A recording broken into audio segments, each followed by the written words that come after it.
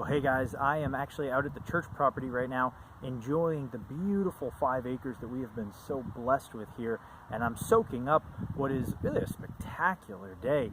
It's been in the 70s, there's a perfect breeze coming through, and I appreciate it so much. It's so refreshing because in our world today we're being bombarded with, it seems like, constant bad news, constant anxiety and fear over sickness, illness, and death. And being out here just reminds me how much goodness and beauty is still in the world. It's a reminder to me that despite the very real presence of suffering and death, God has not abandoned his creation, and there are still pockets of glory to be found if only our hearts would have the eyes to see it. Now, as I've been thinking about that, my mind keeps going back to a text that we actually studied in Sunday service maybe a couple months ago, back in Mark chapter 1. In Mark chapter 1, verses 40 and 41, we read about Jesus healing a leper. The leper comes to him and says, "If you are willing, you can make me clean." And Jesus says, "I am willing." And he reaches out his hand and touches him, and he's cleansed. Now, the significance of that is, if you remember from our last video, leprosy was extremely contagious. And if you came down with it, you were basically ostracized. You were quarantined from the rest of the community, from your family, from your friends. And that's because leprosy was so contagious, it could spread so easily, you had to isolate it.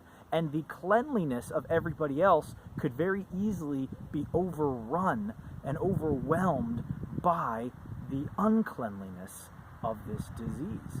And so to go anywhere near a leper was a huge no. But Jesus actually reaches out his hand and physically touches the man. Now, why did Jesus do that? Jesus brought the galaxies into existence just by speaking a word. Jesus is the same one who rebuked the wind and the waves with just his voice, and they were quiet. Jesus is the one who would heal people just by saying the word from halfway across town. He didn't need the physical touch to do it. What he was showing there is that he did not fear the uncleanliness of this man infecting his purity and his goodness.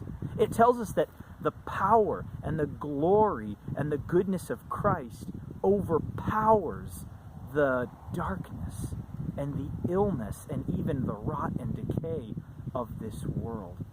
In other words, Jesus is our conqueror who overcomes the fallenness of this world. And every time we see the sun shining, every time we look at the green grass or behold the blue sky or feel a breeze wash over us, we can be reminded of the goodness of God that will prevail. We may not experience it in full in this lifetime, but we certainly will at the renewal of all things in the new heavens and then in the new earth, where we will eternally experience Christ's cleansing touch.